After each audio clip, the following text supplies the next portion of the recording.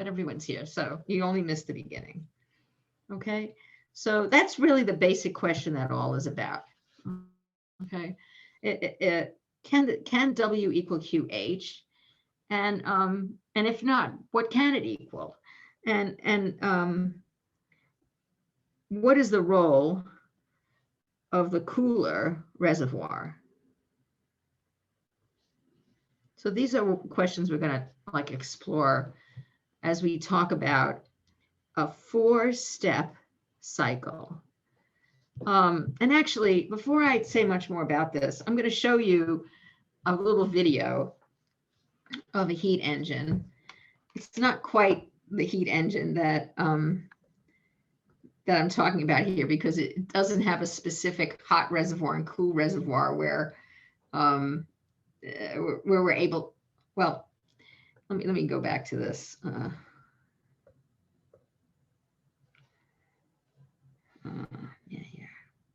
So let me first tell you what this 4-step cycle is, and I'll show you the little video, which isn't really this, but it's cute to watch anyway. All right. So this 4-step cycle is called the Carnot cycle, and it's really a theoretical. It's a theoretical engine, basically, and it's theoretical because every step is reversible. Okay, and so you know what reversible means when you have an expansion. It means you got a little guy there taking off those grains of sand, right? That's not going to happen in a real engine. So that's why we call it a theoretical engine. And this is a diagram of this 4-step cycle. So, you know, here's the first step, the arrows didn't come out too good, but you can see there's 4 steps here. You go from point A to B, to D to C, C to D. Well, anyway. All right. So anyway, in this first step, so you can see what I've done here is I've got 2 isotherms, a hotter temperature and a lower temperature. And we're used to looking at expansions along isotherms, at least reversible ones. So I got this first step here, isothermal expansion, where, as you know, in an isothermal expansion, heat comes in, okay, from the hot reservoir. That's new to us, but we know that heat has to come into a isothermal expansion, and we know that work is done, and as this gas expands, we know that the amount of heat coming in, well, I'll talk about this more in detail later, but we know that delta U is equal to 0 for this step. The heat in is equal to the work done. Okay. In step 2, now what we do is we insulate, because it says it's an adiabatic expansion. So we insulate the system. And it continues to expand, but it's not getting any heat coming in. And so we know that the temperature is going to go down. So this step is isothermal. This step, the temperature goes down. So we know the internal energy is going to go down. Then the system comes in contact with the cooler reservoir. So it's going to get cooler. So at that cooler temperature, T low, now it's going to be compressed, because in the compression, you know, heat is actually going out and work is being done on the system, and those amounts are equal.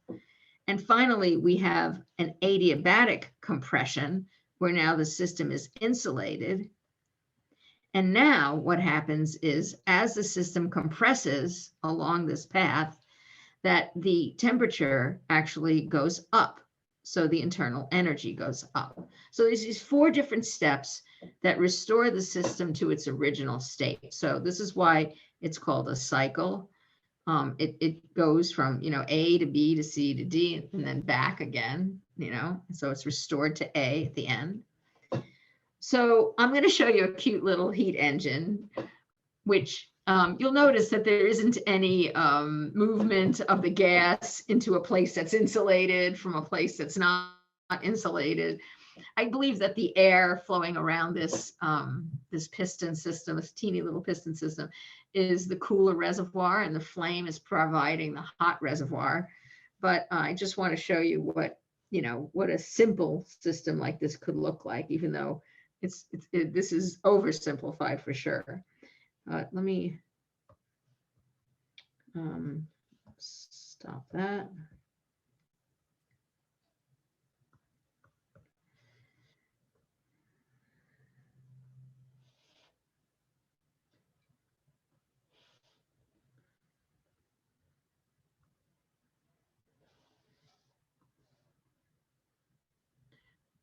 Can you see it?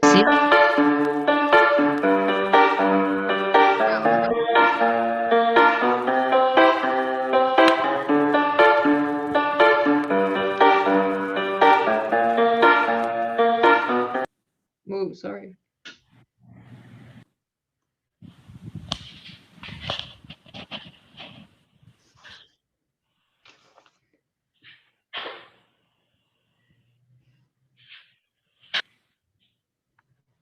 It's so small. Can you see it okay?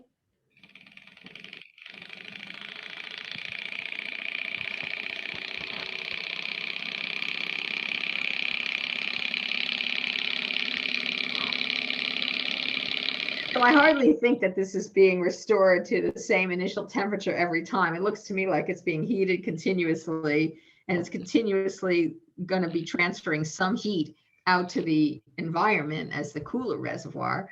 But I thought at least I should show you what I'm talking about here a little bit.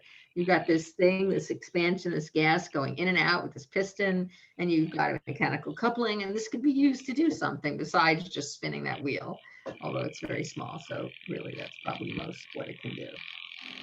All right.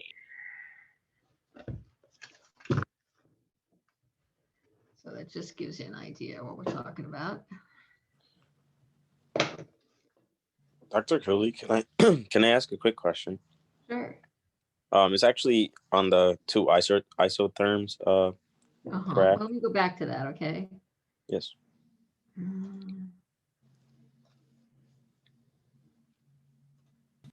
Sure.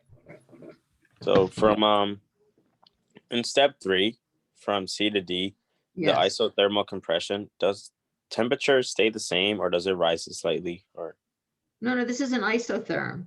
T is constant and equal to this low temperature. Okay. This is the isotherm for T low and isotherm for T high. Right? These two lines here that are not very prominent, but that's what they are. It's supposed to be anyway. Okay. Thank you.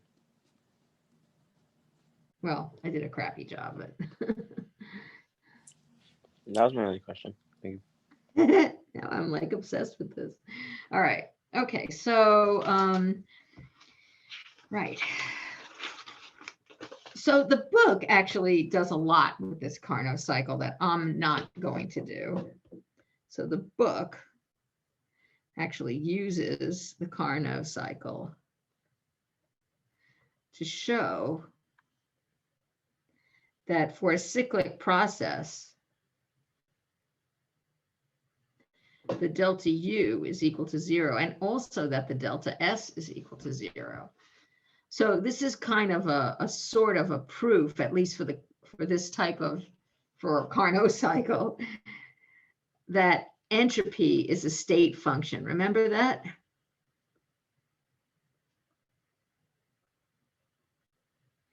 If delta S for the cycle is equal to 0, that means that, you start here, you end up here again.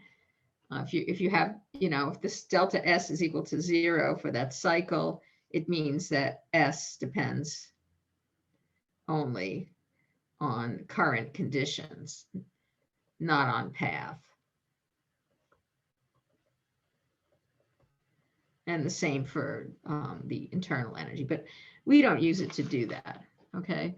The way these things are proven is through very detailed calculations for each step where they actually calculate the volumes and how they're related to each other. And the hardest part of all this is figuring out, how it is that you end up at the same place where you started. And, we're just not going to do that. But I do want to go over in a little more detail this Carnot cycle. So again, these are two different isotherms at the lower temperature and at the higher temperature. And this first step, which now at least I have C and D in the right place. This just sort of gives you some review of the relationships, the equations involved, how we would calculate the work for this isothermal expansion at temperature TH minus nRTH log the final over the initial volume. VB is greater than VA, right? Because we're expanding. So that because of this negative sign, that makes the work negative. The heat is exactly the same, except it'll be positive. And then we have the adiabatic expansion where the system is insulated. Q is equal to 0, but the work is equal to the change in internal energy. So I would say that the work is done at the expense of the system's internal energy. So whereas in the isothermal step, delta U is 0, here delta U is negative. And here's how you would calculate it, right? NCP, T2 minus T1. The second is greater than the first. So this sign here of this is going to be negative. That makes this work is negative. And then we have the isothermal compression. This is at a temperature TL. And again, now we have this volume is smaller. So this log is negative, but we have a negative sign here. So that's why this is positive. This is equal and opposite. Oh, and I guess I forgot to say that hot reservoir is supplying heat in the first step here. And remember that the Q is equal to minus W. So they're equal and opposite here. Now we have an isothermal compression.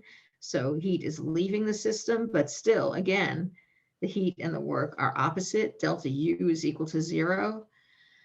And so the gas starts to compress at a constant temperature, and then it's insulated. The system gets insulated in the Carnot cycle. And so Q is equal to 0 for this last step. The low TL goes back to TH. And the work, again, is equal to the change in internal energy, which is positive here. So work is done on the system. And you can see that now the TL minus TH, is that a mistake?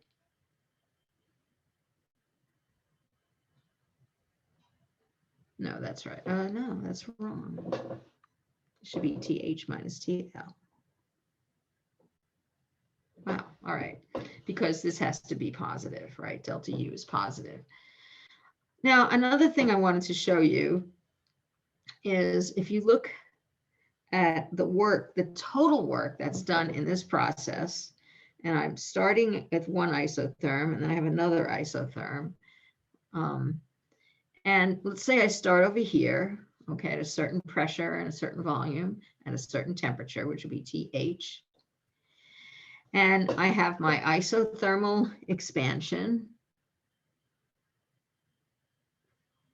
Gets me to this point. Then I have an adiabatic expansion, gets me to this point. I've gone from one isotherm to another. Then it goes backwards. So we just went over this. An isothermal compression and adiabatic compression. Now, let's consider the work, the total amount of work that's done. So I'm going to draw a horizontal line here because I'm going to show the work as the area under these different curves. Okay, so from this point, this black point here, point A, going to point B, the area under that curve is this area right here. So that's the amount of work that's done. Well, I should have just done now here, right? That's from A to B. But now from B to C, I will also count this area over here. That's also work that's done. So this whole, purplish area. Well, now when the system compresses, now the work is being done on the system, and that work is the area under this curve here. So that would be like this. So these values of the work, where I have them crossing here, is where they cancel. And over here now, I also have work that is done on the system. So if I want to know the net amount of work that's done in this cycle, it's actually the area inside the kind of weird looking parallelogram.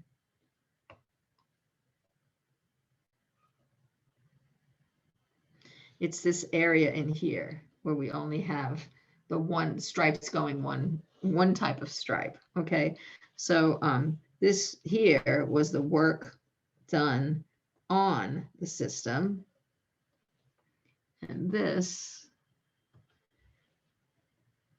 was the work done by the system. And so you have to add them up, and you get that work inside the parallelogram. So when I talk about the total amount of work done, that's what I'm talking about, is the area inside the parallelogram. It subtracts out, anyway, the work that cancels, we don't want it. We want to know the net work, we want to know the net amount of work. Okay, so that little heat engine video that I showed you is not really what it would have to look like for a Carnot cycle. And this diagram is a little hard to understand, but let me try, okay? So we have a hot reservoir. Let's say this theta represents the hot temperature, TH, and this is TL, the temperature of the cooler reservoir.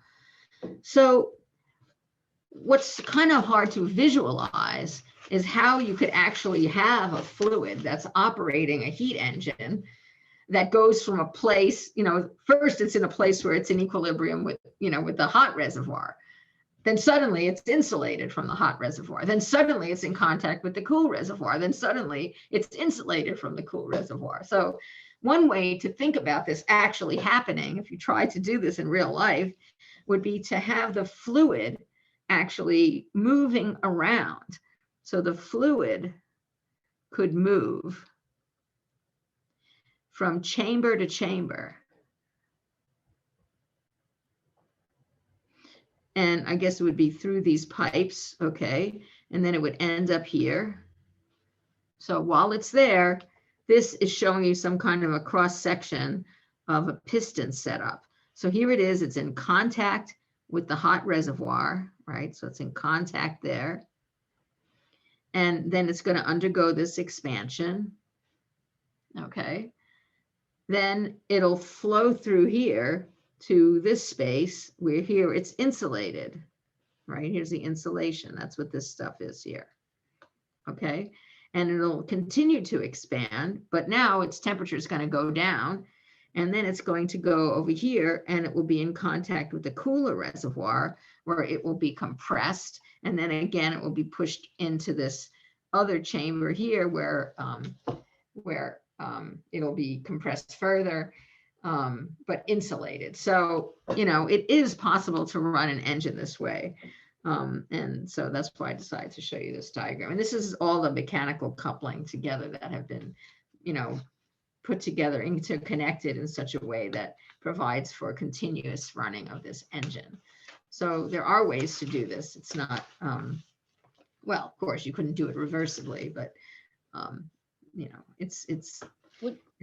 sorry. Dr. Cooley, would that even generate enough energy though to even run the pumps to move the water? Yeah, I mean, Waste? well, it's not going to be water. I think it'll probably be some other kind of fluid, like a gas or something like that. So, it won't Like probably.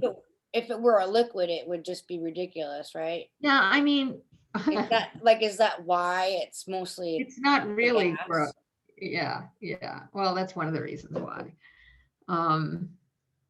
Also, with a liquid, you have temperature differences that you're really restricted by the boiling point, things like that. And so I think mainly this is for a gas to be in here. Right. So all of that would reduce the efficiency of the engine and yeah, to a greater or lesser degree, depending on, how hard it would be to get the gas to flow through. I don't know. I think if you were clever, you could come up with some ways of doing it that wouldn't require that much energy, really. But anyway, I don't know. I really don't know the answer to that question. It's a good question. But of course, it would affect the efficiency, which I'm going to talk about next. So we will actually use the Carnot cycle for just that one purpose. Well, one overriding purpose, which goes into little different purposes. And that the first thing we really want to know is how much work can be done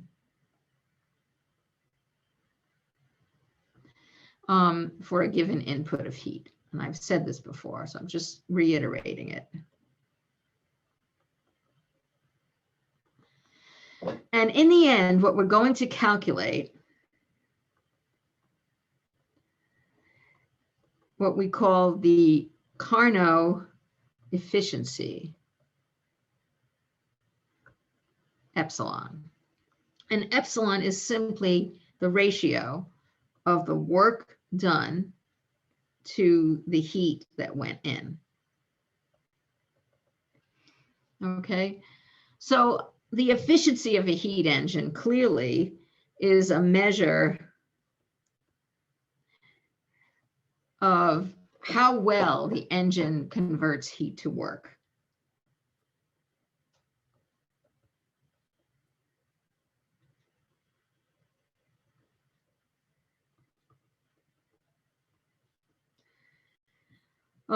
And we're going to see in this analysis that epsilon is at a maximum when the engine operates reversibly.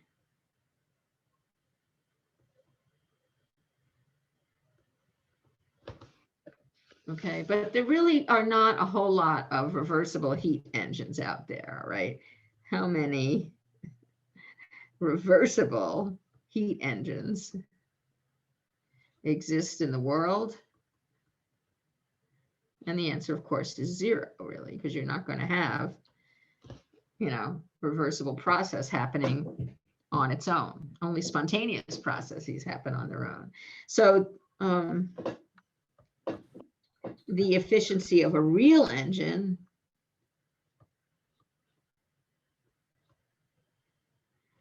will be smaller, will be lower than that maximum, okay?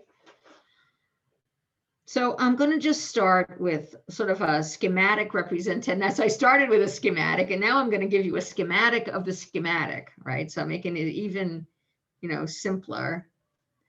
And this is my schematic of the schematic, okay? So what am I doing here? I'm saying that I have this hot reservoir, source of heat, that's going to transfer heat to the system, which I'm just representing by a circle. And then that system is going to do work. The arrow is pointing out because that work, right? That's an output of the system. It's doing the work. That work is negative. And it's also transferring some heat to a cooler reservoir. So that's really, this is really not saying anything much about what's actually happening. But what we're going to do is we're going to apply the second law to this cycle. And we're going to assume that it's reversible. And that leads to certain conclusions, okay?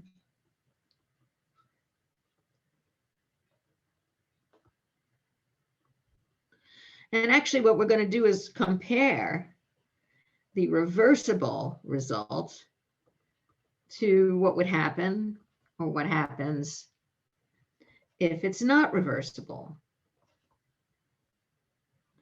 In other words, if it's spontaneous.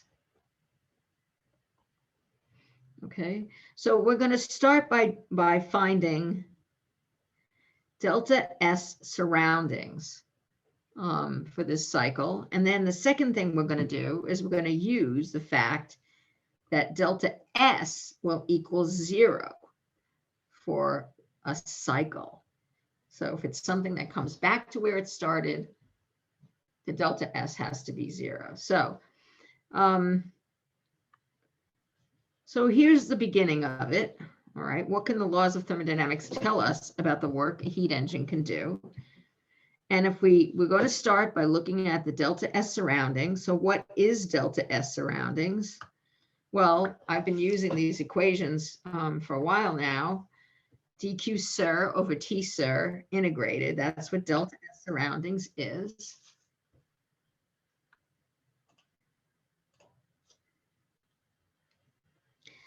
And that temperature of the surroundings is constant, so I can take that out of the integral. And then I can always use the fact that dq sur is the negative of dq. Whatever heat, goes into the surroundings comes from the system and vice versa. So here's my minus dq. And so if I'm going to figure out the delta S for the surroundings, it's going to be the heat divided by the temperature of the surroundings. But there are actually two contributions to this heat, right? Because according to this diagram, right, I've got QH in this step leaving the surroundings and QL going into the surroundings. Okay, so what is this Q sur going to be? Well, I have to have this. I have to consider what this is for each of these two contributions, this one and this one. And if it's if this Q here is a system Q, so the Q sur is going to be the negative of that.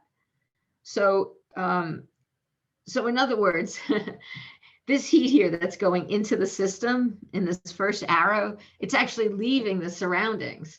So it's actually going to be negative QH over the temperature of that hot reservoir. But I want to be very clear about what my signs are. So I'm going to write QH as the magnitude of the amount of heat in this first arrow here. This is the one I'm talking about, all right? And so I have to put a negative sign in front of it in order for the reader to know for sure that this term here is negative, okay? Because the heat is leaving the surroundings. But there's another step, right? And that's the second step over here, second heat term. And that heat is actually going into the surroundings. So if I write the magnitude of the heat that's going into the cool reservoir, this will be a positive because that's going into the surroundings. So all heats going into surroundings are positive and leaving the surroundings are negative because we're talking about delta S surroundings. Okay, so that's that. Now, what does delta S equal for one cycle of the engine? So this is a trick question because, it's not really, well, what's the answer to that? What is delta S for any cycle? It goes back to where it started from. Delta S equals, yeah, that's right, good, 0. All right, so that's what it is.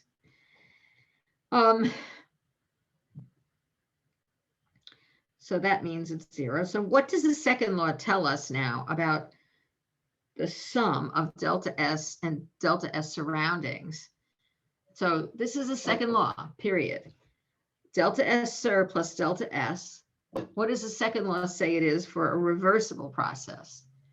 That's equal to 0. What is it for a spontaneous process? Greater than 0. That's right. Okay. So now what I'm going to do is I'm going to take what we wrote up here and I'm going to plug it into that. I'm going to use the fact that delta S SIR is equal to this and delta S is equal to this.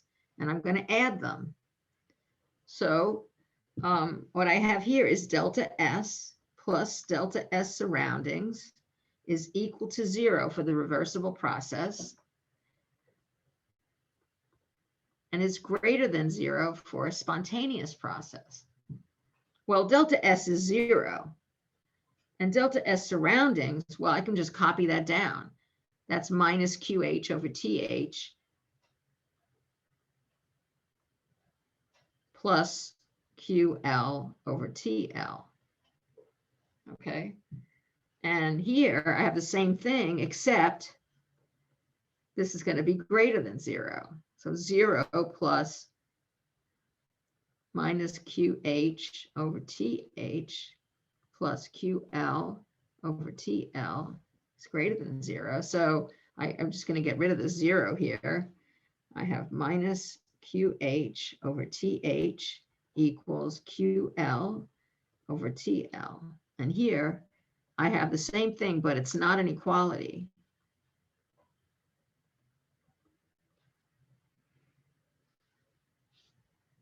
So if I solve each of these as best I can't quite solve, it's an inequality, but here I'm going to solve for QL, right? So QL, so I'm going to move this TL to the other side.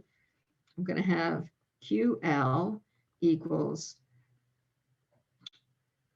wait, hold on. I did something wrong. I didn't get rid of this sign when I moved this to the other side, but I didn't make the signs the same like I should have. Wait a minute. I get so confused on this. Yeah, this is right. So this is QH TL over TH.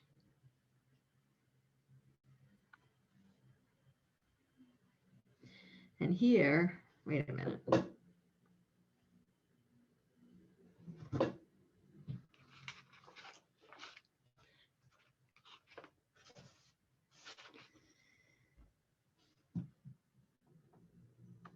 Yeah, actually, I made a mistake here, I think. Let me see.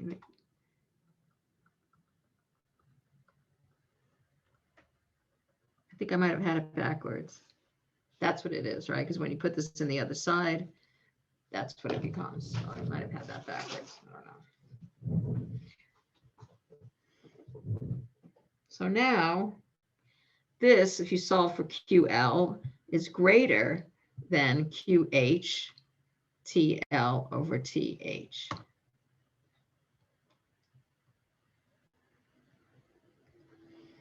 So what I have here is that QL is either equal to QH multiplied by that temperature ratio, or it's greater than QH multiplied by that temperature ratio. And if I solve for QL, that's what so let me just write that here again. QL is either equal to QH TL over TH, or it's greater than that.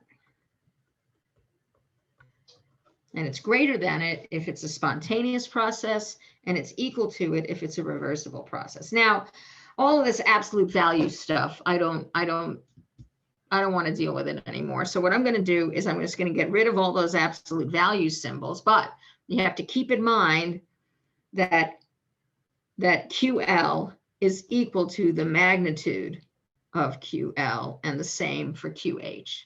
All right, I'm going to let QL and QH equal their absolute values.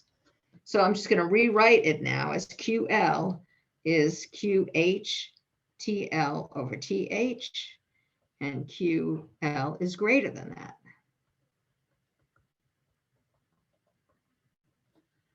Okay.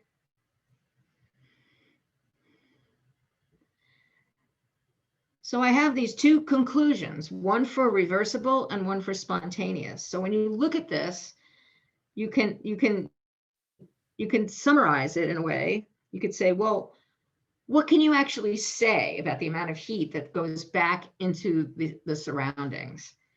And when is it at a minimum? Well, QL clearly is either equal to this or it's greater than this. So this must be the minimum value of QL. When is it at this minimum value? It's when the cycle is reversible. So this is for a reversible cycle. What is the minimum value? Well, it's just the value over here, right? It's QH TL over TH, because it's either equal to this or it's greater than this. So you following this okay? Yeah, probably better than all those integrals maybe, right? All right, so what is the conclusion here? I mean, it seems like it's not terribly earth-shattering, but what we have just concluded is that in each cycle, some heat has to be returned to the cool reservoir, to the surroundings. So that's our first conclusion, is in each cycle of the engine, some heat must be returned to cool reservoir. And of course, because that heat is going back to the cool reservoir, this heat is not being used to do work. Okay. So, and there's this minimum amount of heat that must be returned to the cool reservoir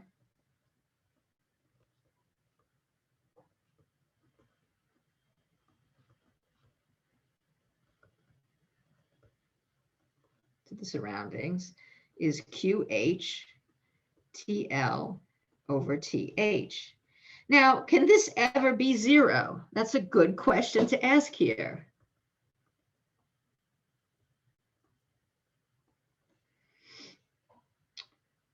What would have to be true for you to be able to return no heat to the cool reservoir?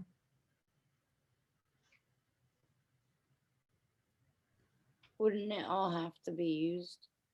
Just look at the equation here. How could that be zero? I mean, if QH is zero, it would be zero, but then we won't have an engine, right? What else could be zero? One of the temperatures. Well, TH being zero wouldn't help, right? Because that would just be making it infinite. So the answer is no, because TL can never be zero. And that's because absolute zero is not attainable. We know that from the third law. So this is the amount of heat that has to go back, the minimum amount of heat, minimum. And that minimum is for a reversible engine, which leads us to our final conclusion, was that if the engine operated spontaneously,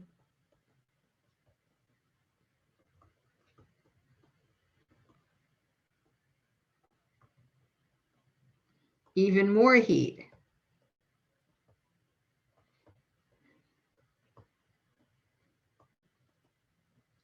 would have to be returned to the surroundings, to the cool reservoir. Okay. So you would lose even more heat. So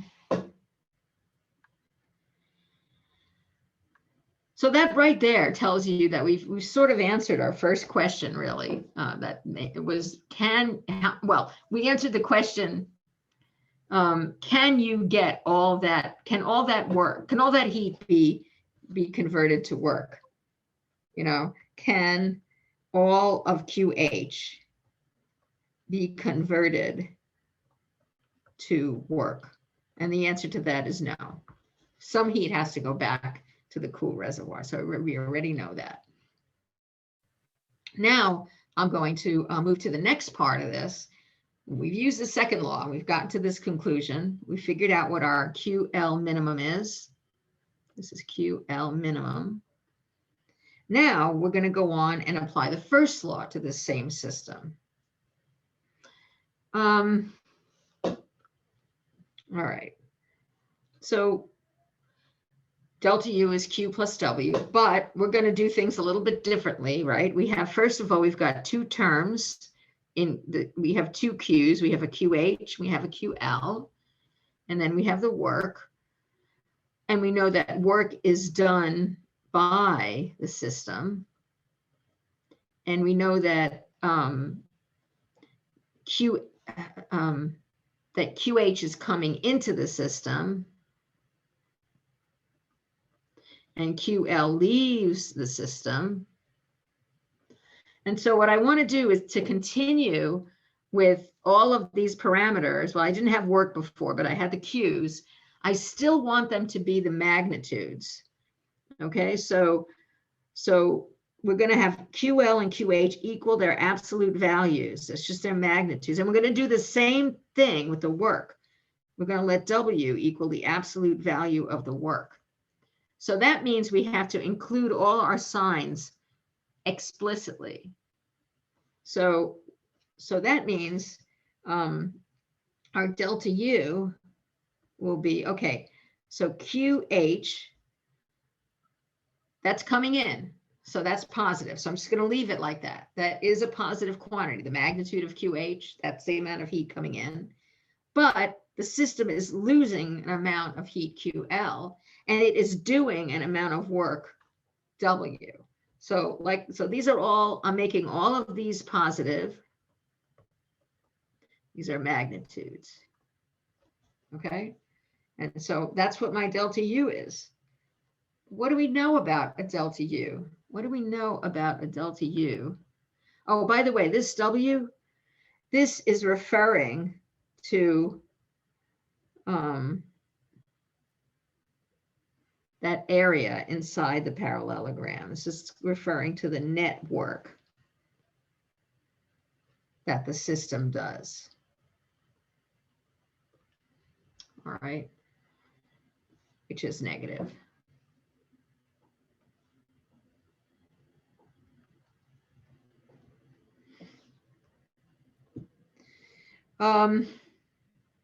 Okay, so let's go down to this next section here. Do we know anything that would help us out here?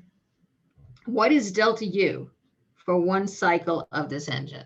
So by now you should be an expert at this, right? Yeah, I'm seeing 0, right? That's because it's a cycle. Why? It's because U is the state function.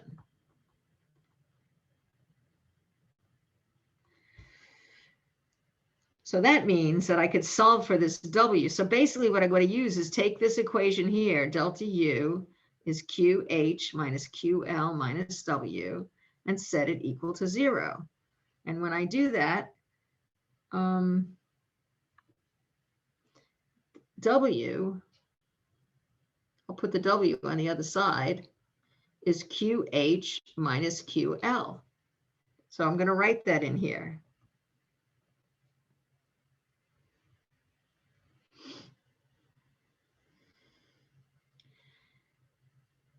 Now what I'd like to do is put in an expression for QL, and that's what we did in the first part, is we found an expression for QL. But this expression depends on whether the engine is reversible or not. So there's a QL here, but the expression for QL, which was back at the top, well, back at another page, right over here, top of page 2, that's where this is. The expression for QL, which actually is like this without the absolute value signs, it's either equal to this or it's greater than this, depending on whether the system is reversible or not. So let me write all that down. So So first of all, when will the most work be done? It's for the reversible cycle. Okay. And the reason for that is that QL, well, this is the minimum value of Q. So if you look at this equation for the work, it's the amount of heat that comes in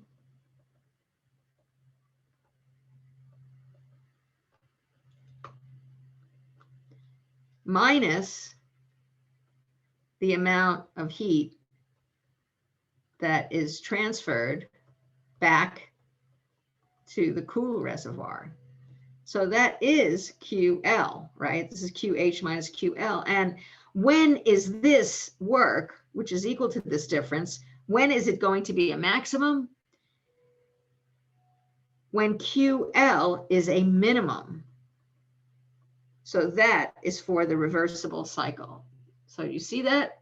We have to subtract QL, but we got two expressions for QL. One was when it's a reversible cycle, one is when it's spontaneous. And subtracting a smaller number will give you the larger value of the work.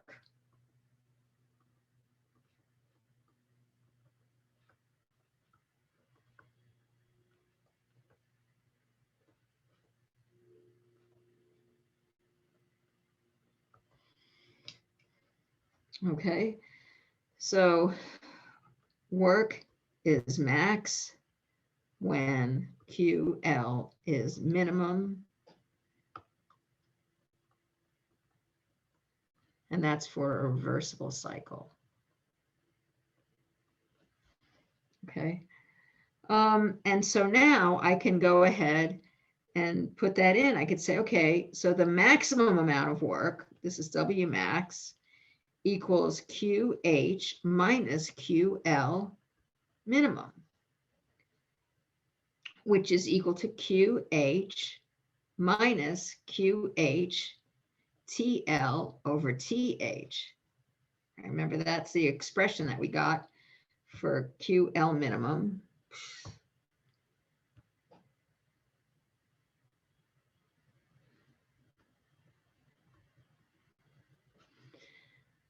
So that means that W max will equal QH times 1 minus TL over TH. Or a lot of times I write this as TH minus TL over TH, right? Right, we're using 1 as TH over TH. So this is the maximum amount of work that that system can do.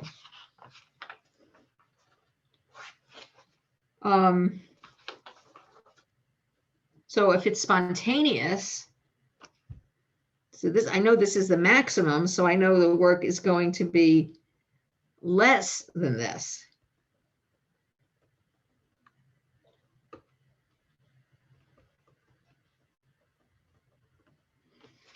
So if this is the maximum, then I know for a spontaneous process, it won't be the maximum. It'll be less than that. Sorry, it'll be, the work will be less than that because the amount of heat that's returned to the cooler reservoir will actually be greater. So you'll be subtracting something greater here. So now I can go ahead and calculate the efficiency, W over QH. So the maximum efficiency would happen when the most work is done. So E max is the maximum work over QH. And so I'm going to put that right in here. It's kind of what's written here, but it's all right. So that's going to be QH TH minus TL over TH over QH. And these guys cancel. So we end up with the maximum efficiency, which is for a reversible engine, is equal to the difference between the two temperatures divided by the higher temperature.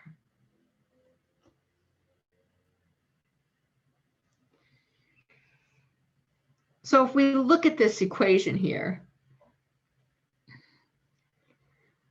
we can address this question again.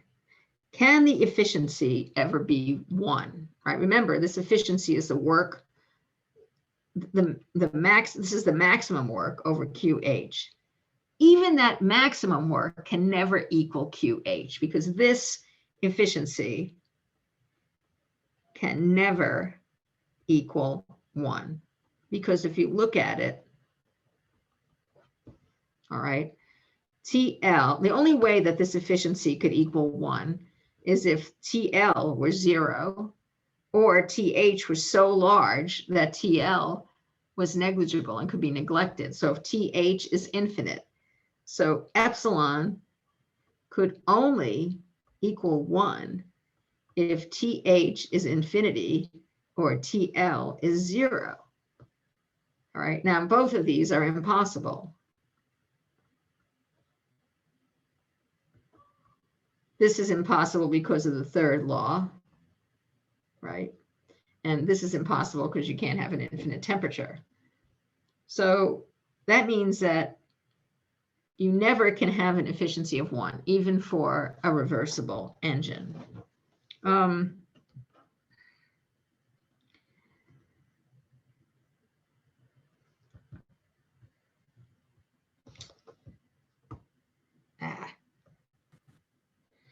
Okay, so for epsilon to equal 1, either TL would have to be 0 or TH would have to be infinite.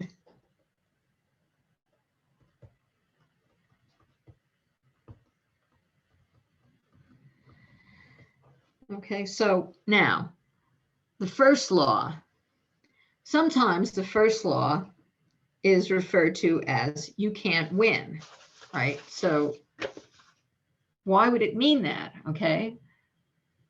Well, what would winning mean? You know, so delta U is Q plus W, right? So winning would be if you put an amount of heat in and you got more than that amount of work back. In a cycle, you know, this is going to be equal to 0. So, you know, is Q or Q and F, can they be negatives of each other? Which would mean that the amount of heat in would equal the amount of work done. Okay, and the answer is no. All right, you cannot. So you can't win. You certainly can't get more work out than the heat you put in. You can't even get the work out that you did put in. So you can't win means you put in heat Q, cannot do that amount of work.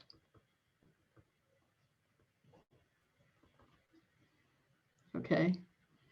And that's because you have some heat that's going to go into that cool reservoir. So you can't do that amount of work. You certainly can't do more.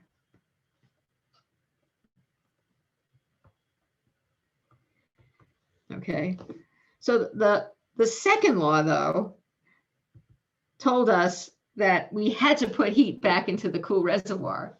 So it's a second law that's saying we can't even break even. So I really, this putting in an amount of heat Q cannot do that amount of work. That's actually referring to you can't break even. Doing more is winning, and you certainly can't win. You can't even break even because that's, you know, you have to put some heat into the cool reservoir. So I guess I would say, let's see.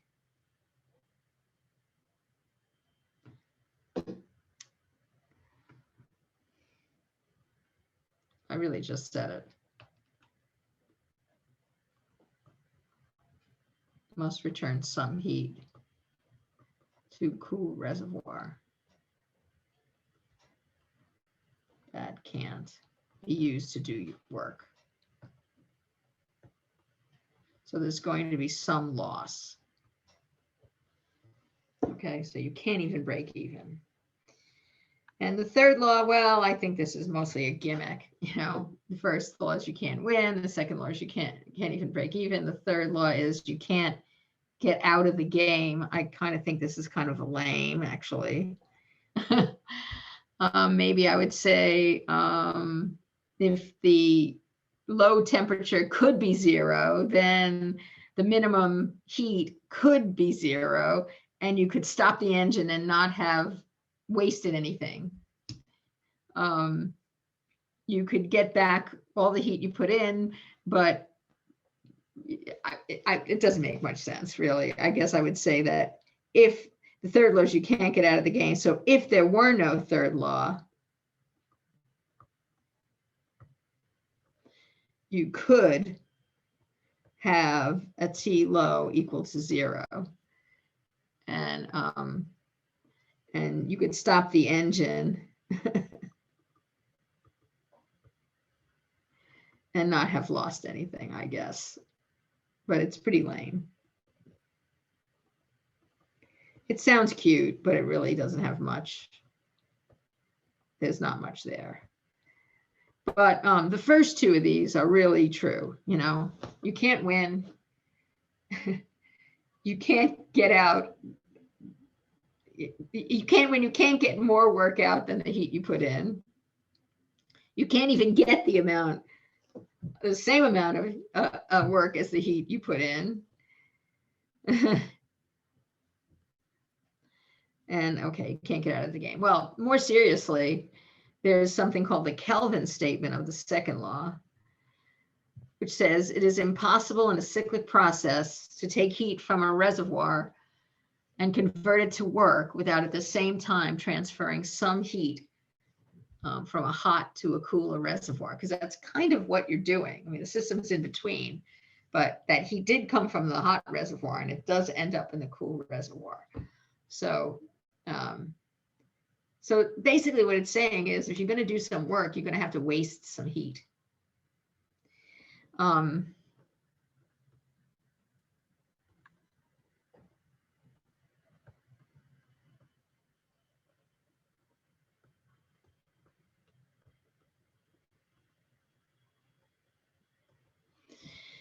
So this diagram, if anyone ever shows you this diagram, it says, we're starting a new thing. We're going to have heat going into this engine, this system, and we're going to have it do work, you know, and you're going to say, you forgot something in that diagram. This diagram is incomplete. And it's whether it's that heat engine thing I showed you where the surroundings, you know, the air in the room is sort of is the cool reservoir. There's definitely heat transfer going on there. So anyway, that's the basic conclusions of today. And I have one little more thing I want to do with you, which is to do some easy PChem problems. So these are the easiest ones you've seen in a while. So this is just an example, you know, just using this to just put some numbers on it and see the kind of conclusions you can come to. So here's an example of a heat engine where in one cycle, 10 kilojoules of heat is transferred to the system from a hot reservoir.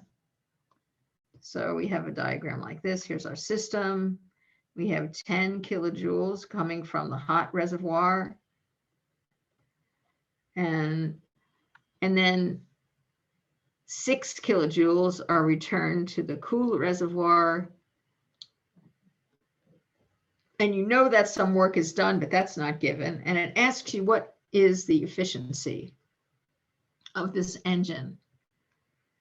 So, you know, delta U is QH minus QL minus W is 0. So work is just QH minus QL.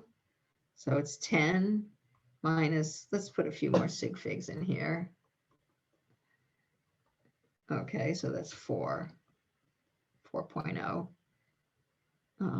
kilojoules. So that means The efficiency would be the amount of work done over the amount of heat that went in, would be 4 over 10 or 0.4, okay? So now the next question says, if the high temperature is 550 Kelvin,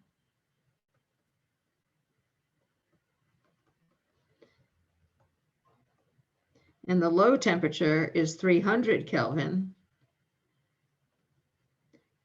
what can you say about whether it is operating reversibly? So how could you figure this out?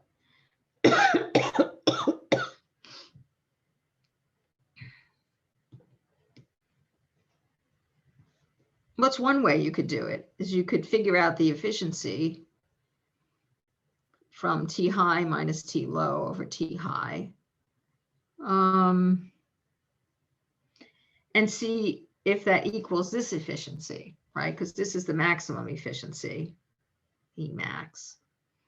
So if you do that, you get 550 minus 300 over 550, which comes out to 0.454.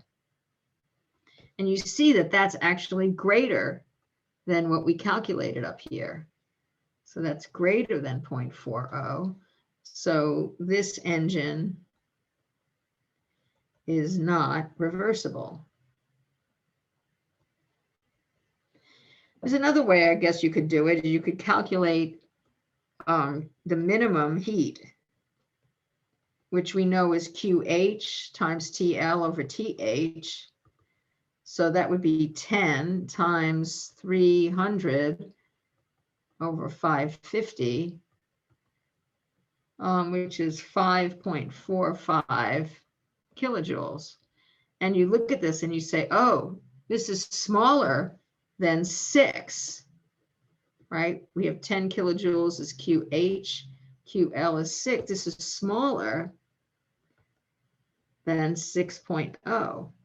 So that means that more heat is being returned to the cool reservoir than it would be if the engine was reversible.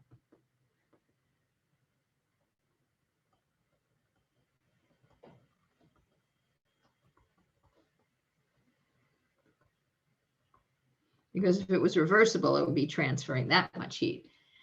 So that also says that this engine is not reversible.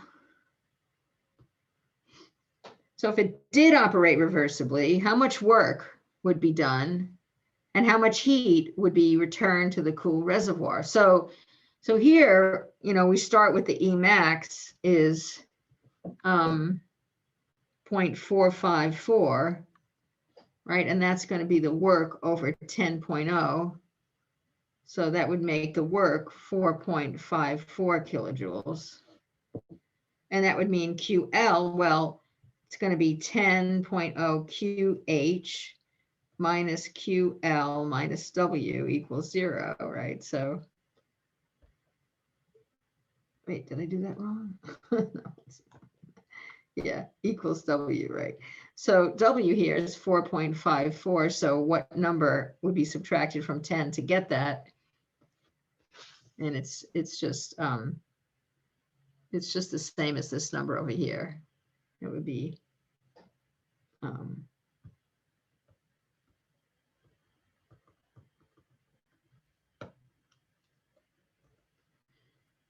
so QL equals 10 minus 4.54,